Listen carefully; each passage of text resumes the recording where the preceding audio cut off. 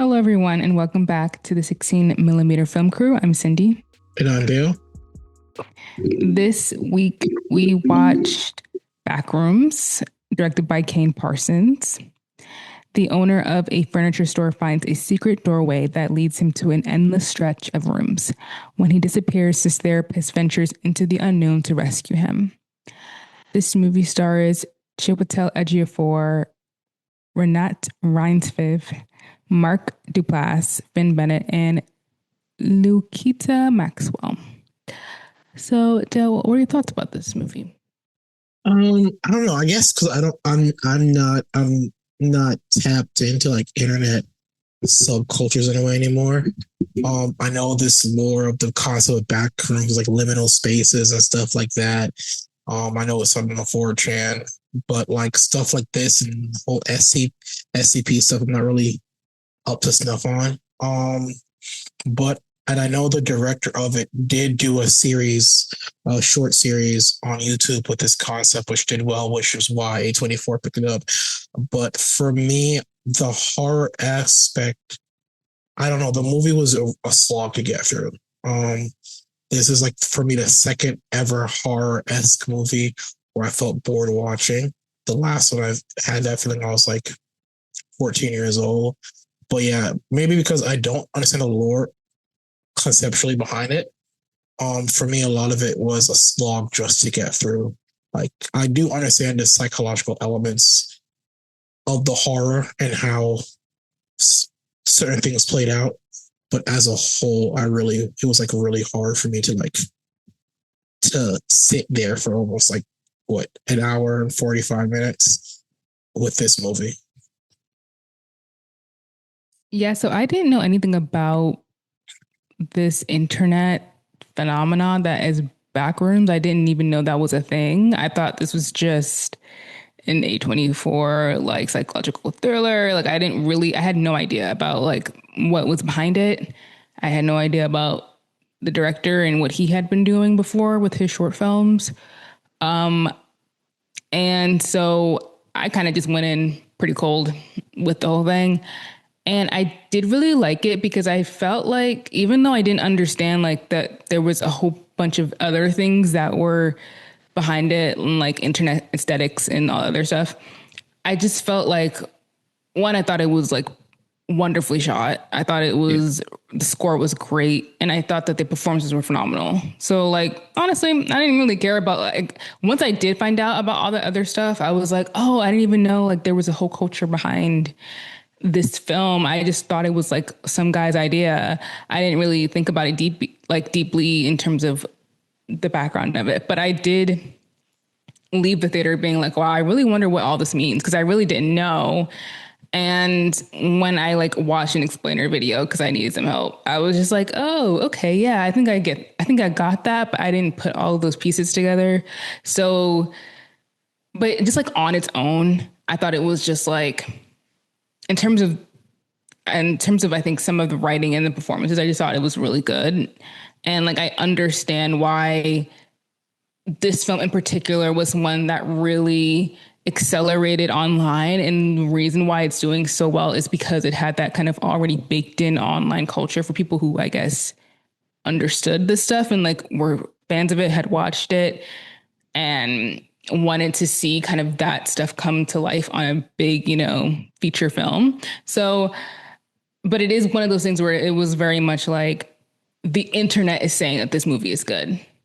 Because I don't think in terms of like marketing, in terms of like mainstream stuff, I really knew what this was. I really just found out about it because I was on A24 watching another trailer when I saw people in the comments being like, where's the Backrooms trailer? And I was like, what is Backrooms? So like, it really was one of those things where it was like, oh, okay, I guess this is a big thing that people really care about. I have no idea what it is, but like the movie to me was quite interesting. It wasn't scary in terms of like, I was actually scared. I think I was just more uncomfortable because of those big open wide spaces and like I hate when it's like dark in like one spot. Like when you can't see, like you're walking down a hallway and there's just the lights are flickering and there's just like a darkness. I don't like that. And I don't like the Yeah. sound of like feet shuffling and you don't know whose feet it is, like who's walking. Like I hate that. So Yeah. to me, honestly, it was kind of triggering my anxiety because I'm just like, I don't like hearing footsteps and I can't see who it is. Like that really does bother me. But I wasn't like scared. I was just like, I feel a little uncomfy. I'm surprised. Well, okay, so background. Everybody knows me and you did work together, but the studio we were working at was located in like an Yes. old mall. So you never explored, like you never stayed late enough to where you could explore the mall on your own. Like I Ooh. did on a regular basis. On a regular basis. It's like it was this half empty mall and stuff. And we're there. I would just like wander around sometimes when they're editing and stuff late at night.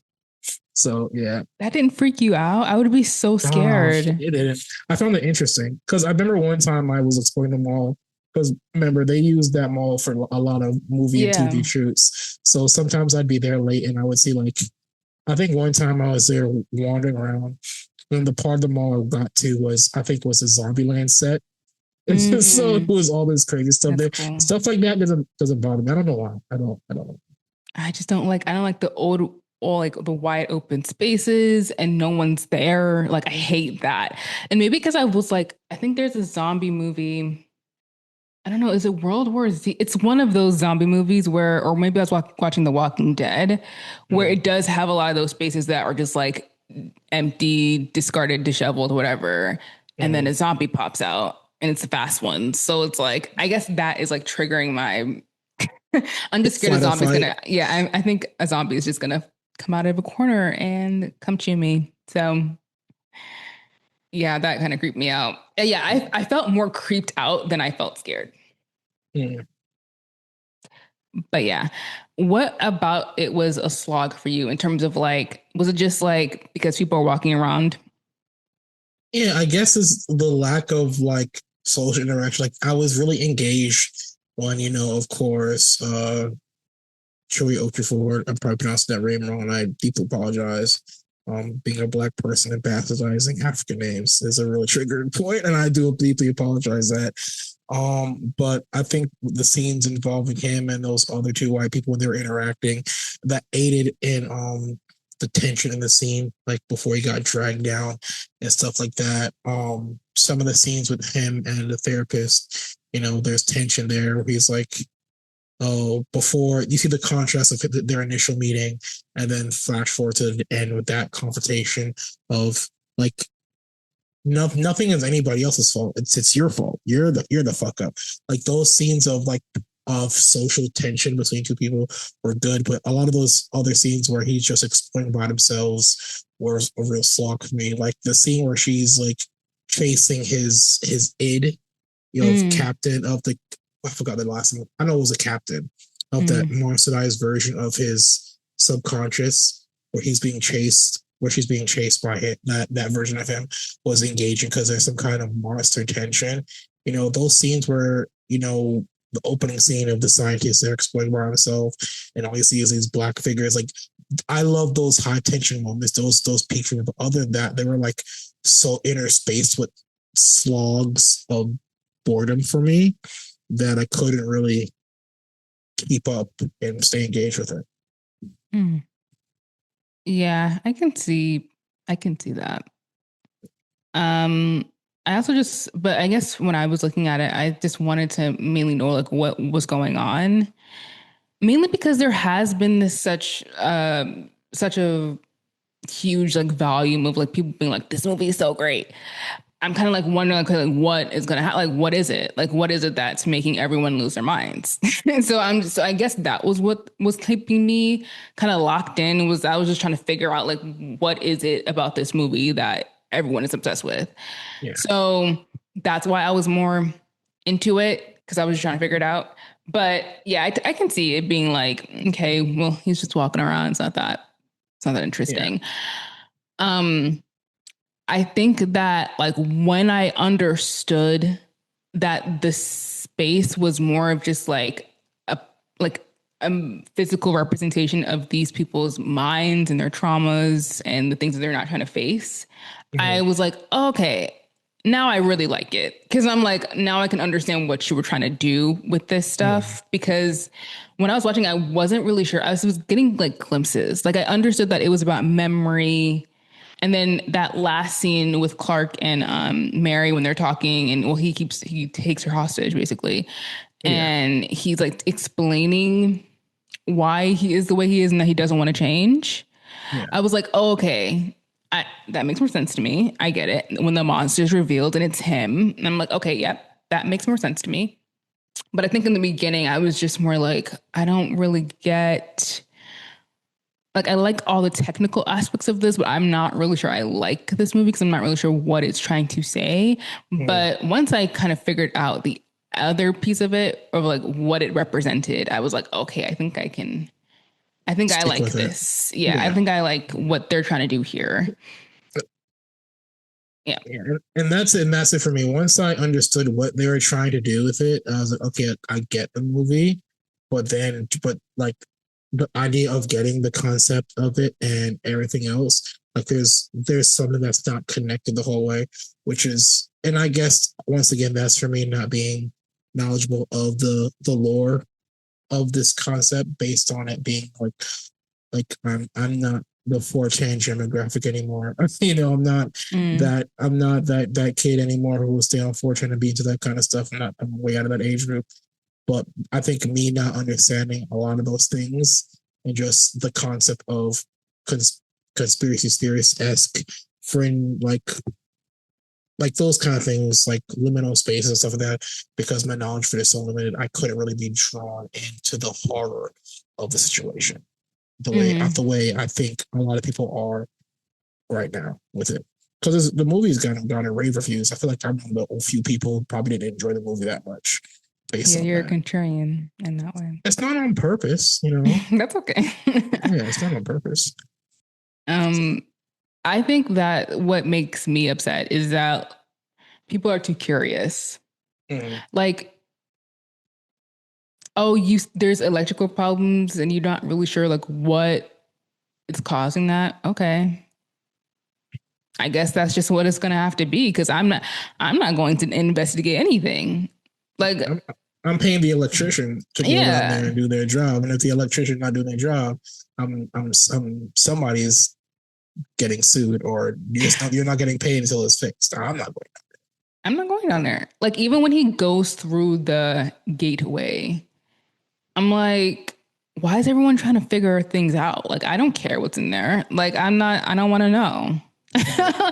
Like I think that's like I think I heard someone say this that like in order for certain horror movies to work, characters have to be Be stupid. stupid. Yeah. Yep. Yep. And I don't think that they're necessarily dumb because I understand that it's the space is their mental, is their kind of mind palace. It's like their own insecurities, whatever, all that kind of explored through a space. So in this scenario, it works. It's just that, like, brother, what are you doing going in there? Sis, you don't need to find him. I looked in his store, he wasn't there. Okay, well, I guess he's Okay. missing. Yeah, and it's not even that. It's also like, look, there are some cultural stereotypes exist for a reason. Yeah, We as that's what I black was people, thinking. we not gonna go like, oh, there's this freaky room. You might go once in, and you're like, oh no, fuck this, and you're gone. You're selling that property. You're not dealing with this. Like there are some racial stuff that exists for a reason because they're true. That is one of those things. A black person is not gonna like our our fight or flight it's really up there. And if shit is weird and that flight kicks in, we are gone. I am not I'm not gonna explore this room and have this whole mental breakdown he did like, oh, I mapped out this whole dang space. Like, no, my boy, no, that's not happening. Yeah, I was trying not to think about that stereotype as I was watching the movie because I was like, he wouldn't be doing this. But in the reality of the movie, he's like he has nothing to lose. He's living at Yeah. the furniture store. Yeah. Like what? He has nothing in his life. It kind of makes sense for him to go in there. But Yeah. it's just that I know for like most black people, you're not. You're not for exploring it. for the sake of the movie, people have to do stupid things to progress it on, even though that's not something of people of a certain skin tone would do. You know, We don't want to make generalizations, but it some just generalizations exist for a reason. I'm not going to say black people are a monolith, but with certain things, that being one of them, it is not happening. So so yeah, that was interesting. But yeah, yeah, I found his character, the character of Clark, to be interesting in terms of like I was trying to understand like what his psychology was and like why he was making certain decisions. Because in that first therapy session where they did the role play thing and he like blows up because he feels as though like him getting kicked out of his home was undeserved because he bought the house. But it's also yeah, just like, well, sure, yeah, it's yours and you are providing for this mm-hmm. person who's in law school, but also like you still have to be a good husband. Like that you just having your name on the deed does not make it so that like you are completely free from all accountability. But that's the whole point is that he will not take it. He won't take the accountability ever. Yeah, So I think from that first scene when they're having that back and forth, it's very like, I'm not sure about you. And then when he goes to his employee's house and like makes them come to work and then they end up dying, it's like you're kind of you're forcing people into your narrative who wasn't even trying to be in it. And then when they're in trouble because of your decisions, you don't even care. Like you yeah, are moving on. and So it's he's a complex character. yeah, and it's not just that; it's also the therapist as well dealing with Yeah.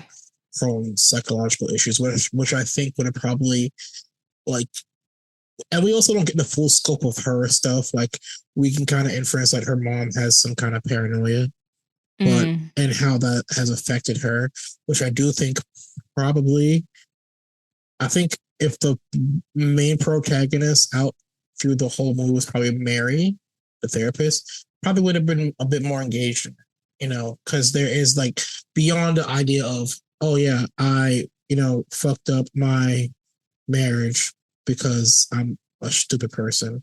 Like the trauma of having that paranoia and your mother's behavior and your child home being destroyed, and for some reason decide to become a therapist and not really even, dealing with those issues yourself. I would have probably been more engaged if the story was focused on her and those elements inside the back room more so than on his. Mm. Because we don't really get to the crux of his issues until the end or the midpoint of the third act, where she is now involved in the story. Yeah, I liked her background stuff and the fact that like she felt like she wanted to save people because she couldn't save her mom. I Mm-hmm. thought that was interesting. And I honestly thought that Clark stuff was interesting. I think I know people like that who will not take accountability no matter what. Like they're just not going to do it. Even though they know that what they've done is wrong, they're not going to admit it. Like to me, that felt I guess more resident because Mm-hmm. I know people like that and especially men and especially black men. Not Yeah. all of them, just the ones I know. Just some of them. Just a few of them that I know. But so like him playing that character made sense to me. I was like, yeah, that checks out. Mm-hmm. And I felt like her stuff was really interesting and I liked their dynamic together because as his therapist, she can't project judgment onto him. Like she can't say, these are your issues and you need to work. It's more just like trying to lead him to that conclusion himself, even though he won't reach that conclusion until that very end confrontation where it all comes out. And she's like, no, like you're blaming everyone else and this is your fault. And I'm not going to be a part of it. I tried to help you. You're not accepting help. I'm out. I was Mm-hmm. like, yes, I love that. That's so great. Like, again, I think both of their characters are very well written and those performances were fantastic. I mean, these are like Academy Award nominated actors. So like, it's not Mm-hmm. surprising that they're this good, but I haven't seen Chiwetel in a long time. I feel like I haven't seen him in a project in a while. So like seeing him in this and the way, especially in those last scenes when he's in those confrontation with her, like so good. And Renat Yeah. is amazing. Like, so I was just like, I was captivated just by their performances alone. I was like, damn, you guys are like amazing actors because you're selling it. You're selling it all on your face, dude. Like it's all there. So I think that the dichotomy of both of their stories and how they intersect and how that also gets explored in the backrooms, where as she's trying to escape, the settings around the backrooms start to look like her memories and her life and the suburbs Mhm. that she grew up in and stuff versus where it was just him and you can see stuff from his store and like it's very much his own place, but as Mhm. she's traveling through it, it morphs into her and like grabs her memories and stuff. I thought that was such a just a really cool way of like production design and stuff, like how that story tells and how it kind of you can see the progression of these two characters' journeys just through the setting. I thought that was really well done. Yeah. And I think that progression is also knowing who Kane is as a director. And once again, shots out for him because Kane is like 20 He's years 20 old, years old. turning 21. What have I been And doing with my life? exactly, and his thing is one of those things because I like going to college and especially transitioning to film and journalism broadcasting when I went to school. I felt I was behind because my only knowledge of that space was like doing sound at a church, and then saying, you know what, I did computers with computer information. I'm transferring to this school, have this interest. Maybe I can see where it goes. And I felt like I was paying catch up, still am paying catch up. Like I have a tendency of, even if I make good stuff that I know is good, I'm always the self depreciating side of myself says there's someone better than me. Mm-hmm. Always. I always have more to learn. And I see people like Kane, from high school, he was doing this I like learning After Effects, Blender, all that stuff. That is a taxing thing to learn because I'm just now learning Blender now at my big age after working in this field for how long, you know. So, but to be 20 and know what you want to do and just be on that path already, and that is amazing. But also from the storytelling side, like reading about him, like his father was a video game developer, his mother was a therapist, and they also divorced when he was 7. I wondered how much also played into once he heard about this Roman world of the creepypasta 4chan, because he is that age where he spent a lot of time at 4chan Yeah. as a teenager, and looking at his other works, how much of him is also in this story as well, you know. Yeah. So, I feel like any first time director, any first time writer, it's basically just self inserts. yeah. Like you got you right way, that's what they always say. But yes, I agree. I feel first of all, when I found out he was 20, I was like, oh God, you're 20 years old. Oh my God. Like that's insane.